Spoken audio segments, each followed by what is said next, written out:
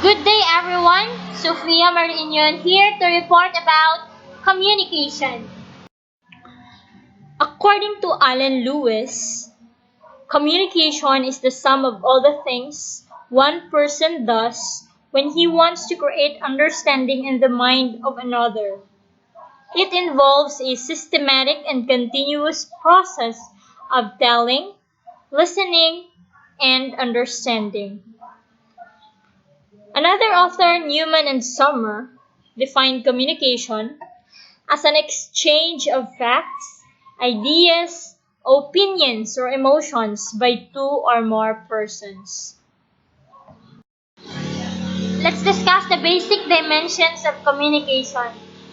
First is the downward communication, or the flow of information from higher levels to lower levels in the organizational hierarchy. It provides information regarding organizational plans and policies. It informs employees about the rationale of organizational goals and how they can coordinate these goals with personal goals. It enables employees to know their area of discretion. They know what is expected of them and perform within those constraints. And downward communication increases job satisfaction and morale of employees to perform better. Downward communication has the following disadvantages. There can be information distortion and information gaps. It can be time consuming, and there can be incomplete transmission. The second dimension of communication is the upward communication. It is the flow of information from lower level to higher level. Its advantages are the feedback from lower levels helps in carrying out the controlling function. It helps in knowing attitude of employees towards corporate goals and plans for effective implementation of plans. It increases employees' morale and motivation to work. It provides managers with creative ideas and suggestions from subordinates. It strengthens superior-subordinate relationships and creates harmonious industrial relations. It overcomes resistance to change on the part of employees as they can present their fears and apprehensions upwards. The disadvantages of upward communication are filtration. It can be time consuming. The fears and apprehensions, attitude of superiors, and it has low effectiveness. The third dimension of communication is the horizontal or lateral communication. It is the flow of information amongst people at the same level, from executive to executive or from a subordinate to another subordinate. It helps to review activities assigned to people working at identical positions. It speeds up the flow of work. It facilitates problem solving amongst members at their level and integrates the work. It develops trust and confidence amongst people of different departments. It provides job satisfaction to employees and boosts their morale to improve performance. It relieves top managers of the burden of solving problems at the workplace if workers can solve them on their own. It solves common problems with people and creates teamwork.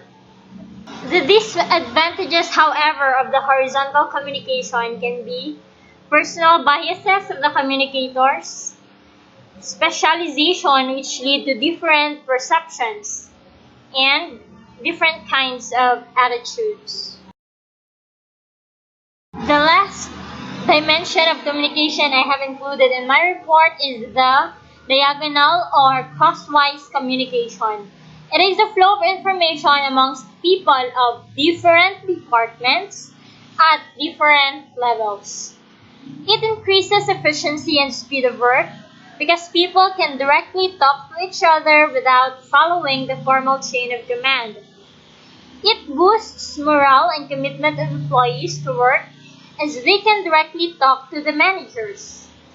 It coordinates the activities of various departments as they can interact with each other.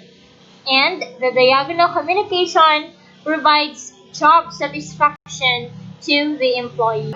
The disadvantages of diagonal communication are violation of the chain of command, and there can be attitudinal problems. The communication process. It consists of the following elements. First is the sender.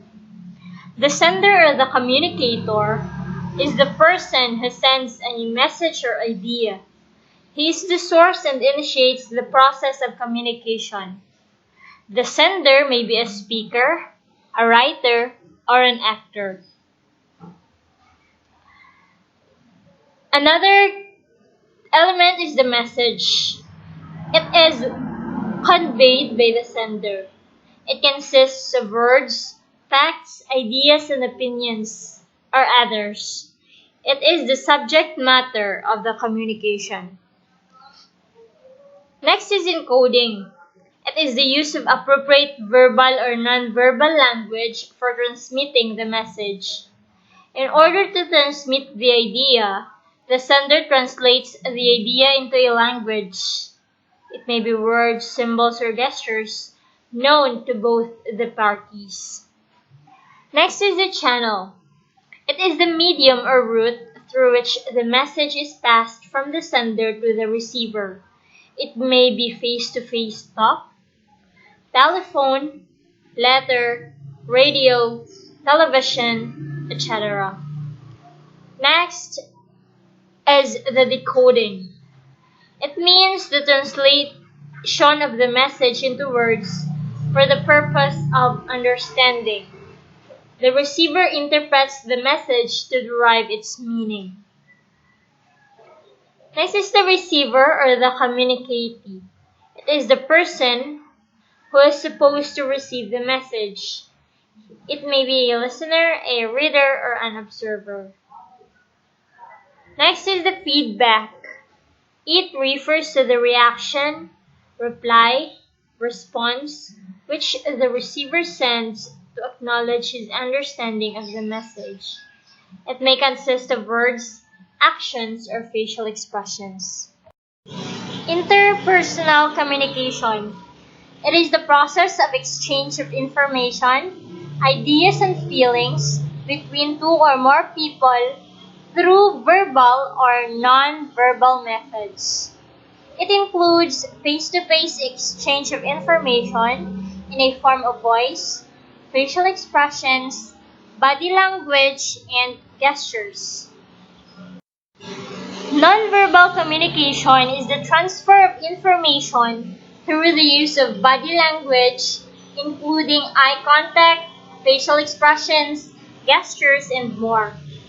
For example, smiling when you meet someone conveys friendliness, acceptance, and openness. Nonverbal communication is important because it gives us valuable information about a situation, including how a person might be feeling, how someone receives information, and how to approach a person or group of people. The following also supports the importance of non-verbal communication. Non-verbal communication supports your message. When having a conversation, participating in a meeting, non-verbal cues can emphasize and underscore the content of your message. For example, using hand gestures to indicate the importance of an idea may tell your listeners to pay attention to and remember a key point. You may also use nonverbal communication completely to communicate with others. For example, if someone is explaining a sentiment you admire and agree with, you might nod your head up and down to express solidarity. Your body language may also intentionally or unintentionally express your current condition. For example, people may pick up nonverbal cues that you are being dishonest, unengaged, excited, or aggressive. You can also use nonverbal communication to show your feelings such as disappointments, relief, happiness, contentment, and more.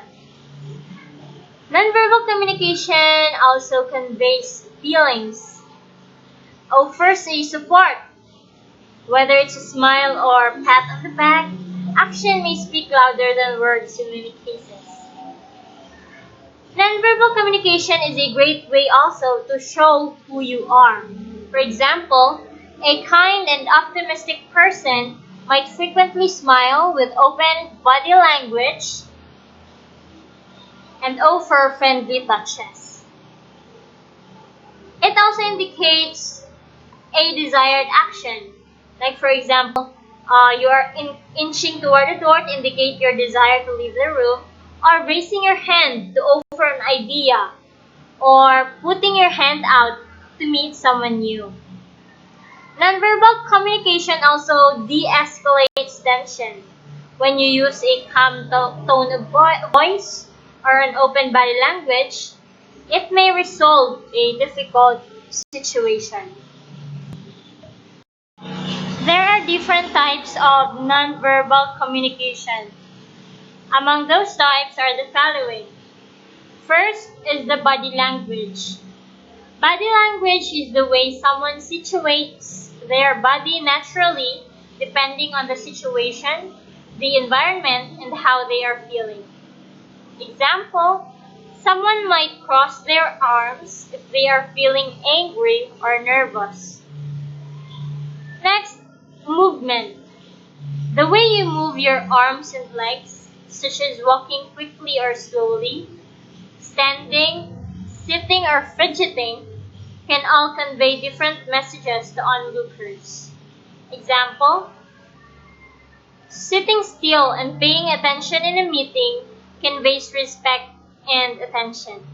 Next is the posture. The way you sit or stand can also communicate your comfort level, professionalism, and general disposition towards a person or conversation. Example, someone might slouch their shoulders if they feel tired, frustrated, or disappointed. Next is the gesture. While gestures vary widely across communities, they are generally used both intentionally and unintentionally to convey information to others. Example, someone in the United States might display a thumbs up to communicate confirmation or that they feel positively about something. Next is space. Creating or closing distance between yourself and the people around you can also convey messages about your comfort level, the importance of the conversation, your desire to support or connect with others, and more. Example, you might stand 2 to 3 feet away from a new contact to respect their boundaries. Next is the paralanguage. It includes the non-language elements of speech, such as talking speed, pitch, intonation, volume, and more. Example, you might speak quickly if you are excited about something. Next is the facial expression. One of the most common forms of nonverbal communication is the facial expression. Using the eyebrows, mouth, eyes, and facial muscles can be very effective when communicating both emotion and information. For example, someone might raise their eyebrows and open their eyes widely if they feel surprised. Next is the eye contact. Strategically, using eye contact or the lack of eye contact is an extremely effective way to communicate your attention and interest. Example, looking away from someone and at the ground or your phone may convey disinterest or disrespect. Next is the touch. Some people also use touch as a form of communication. Most commonly, it is used to communicate support or comfort. This form of communication should be used sparingly and only when you know the receiving party is okay with it. It should never be used to convey anger, frustration, or any other negative emotions. Example, placing your hand on a friend's shoulder may convey a support or the nonverbal communication skills include the following. Paying attention. While it seems simple, the ability to stay engaged is an essential skill that can help you learn quickly and communicate effectively. Next, picking up on nonverbal cues. It becomes easier to pick up on both small and obvious, intentional and unintentional nonverbal communications when you practice. Pay attention to people's posture, movements, body language, facial expressions, and eye contact as they change. Next is interpreting nonverbal cues. Once you can more easily and accurately spot nonverbal cues, it may sometimes be helpful to interpret them so you can be a better communicator. For example, if you notice that someone is speaking quietly with slouched shoulders or crossed arms, it may be a cue that they feel nervous or anxious. You can respond empathetically by smiling and holding a warm smile and open body posture. And last is the use of nonverbal cues. It is equally important to develop your own use of nonverbal cues to support your professional skills and to control any unproductive or unprofessional communications in the workplace. Now, let us go to the different communication styles. We have four included in my presentation: passive, passive-aggressive, aggressive, and assertive. First, let's go to the passive communication style. So what is passive communication style? People who use this communication style are often emotionally dishonest, indirect, inhibited, self-denying, blaming, and apologetic. Passive communicators usually fail to express their feelings or needs, allowing others to express themselves. Frequently, a passive communicator's lack of outward communication can lead to misunderstanding, anger build-up, or resentment. At the same time, these communicators can be safer to speak with when a conflict arises because they most likely will avoid a confrontation or defer to others. Passive communicators often display a lack of eye contact, poor body posture, and an inability to say no. They act in a way that states, "People never consider my feelings." Examples of the phrases passive communicators use are, "Others' rights and needs take precedence over mine," or "It really doesn't matter that much," or "I just want to keep the peace." So, how to adapt if you see this behavior? In a group setting, during a break, ask for any questions or ideas one-on-one. In one-on-one situations, let the silence happen because passive communicators often like to process complete thoughts before talking. Or ask probing questions like, "This looks like a good solution. What's missing?" Or, "I think this is a great path to take. Can we think of an alternative to compare to it?" Asking for options can be intimidating to a conflict-averse passive communicator, so try to use the terms other or alternative rather than best or better.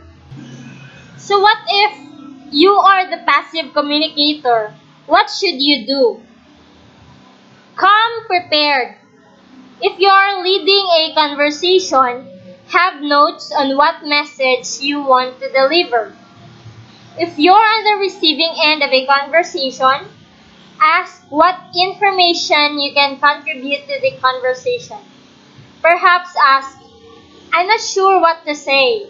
Can you let me know what information I can provide? And speak up. If you're afraid to voice your opinion, ask others what can be done to strengthen agreement. The next communication style is the passive-aggressive. The passive-aggressive communication style users appear passive on the surface, but within, he or she may feel powerless or stuck, building up a resentment that leads to seething or acting out in subtle, indirect, or secret ways. Most passive-aggressive communicators will mutter to themselves rather than confront a person or issue. They have difficulty acknowledging their anger, use facial expressions that don't correlate with how they feel, and even deny there is a problem. Passive-aggressive communicators are most likely to communicate with body language or a lack of open communication to another person, such as giving someone the silent treatment, spreading rumors behind people's backs, or sabotaging others' efforts.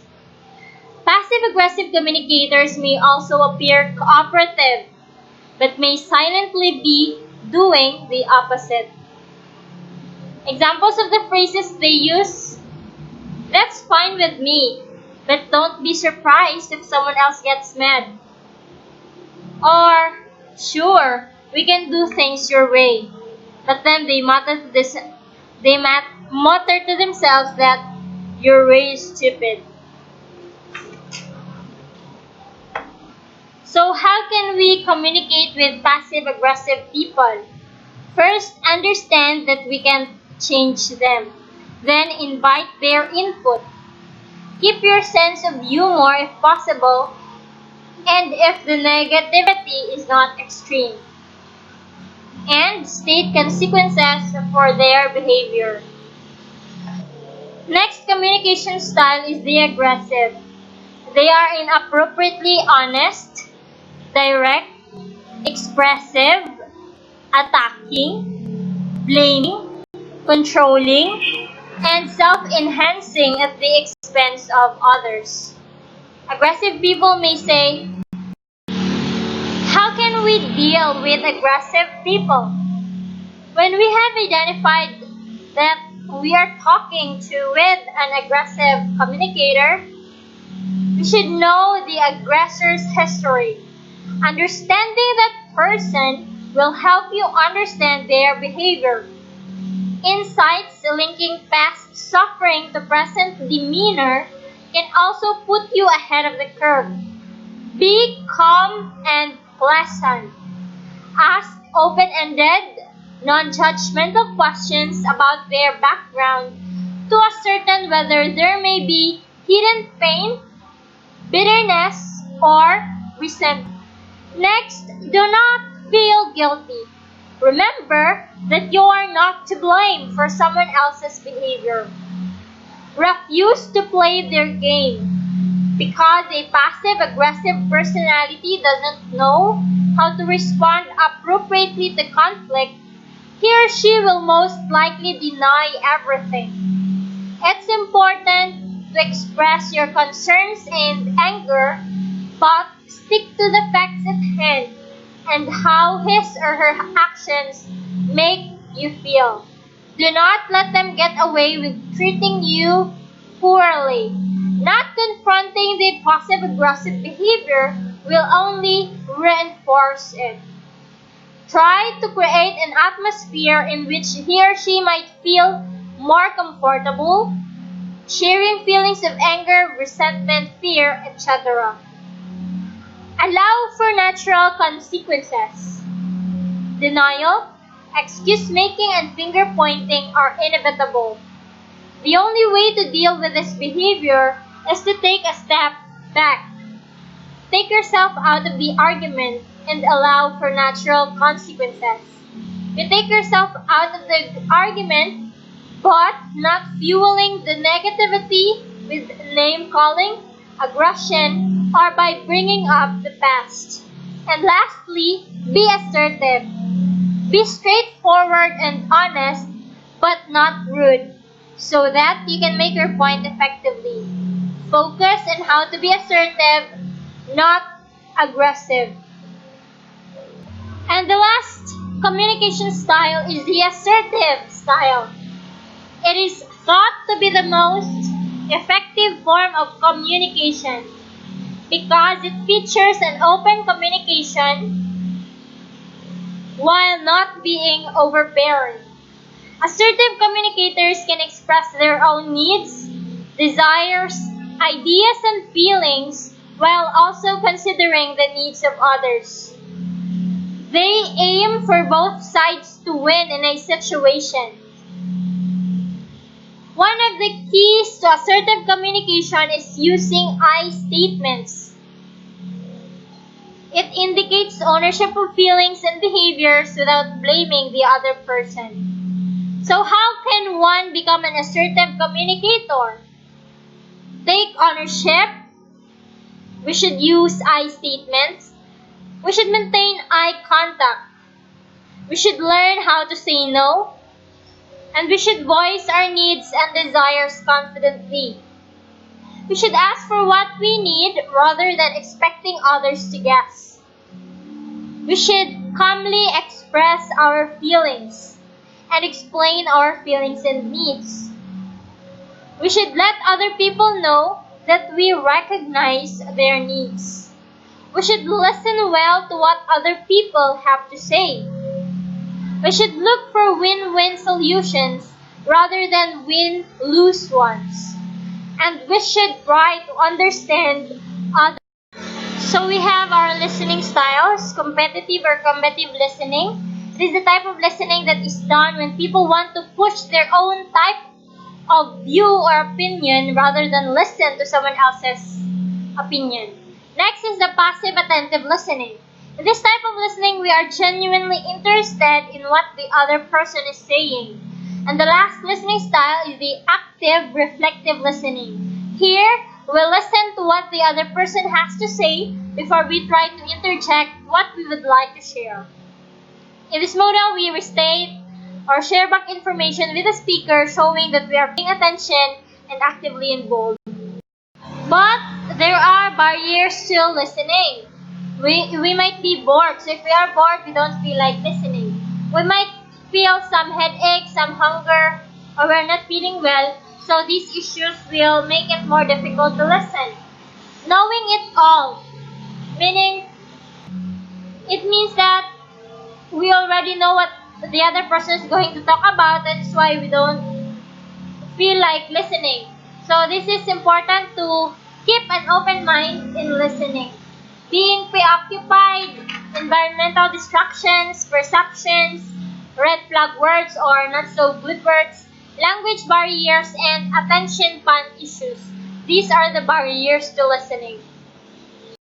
There are 10 commandments in good communication. First is the clarity. Be clear about what you want to communicate.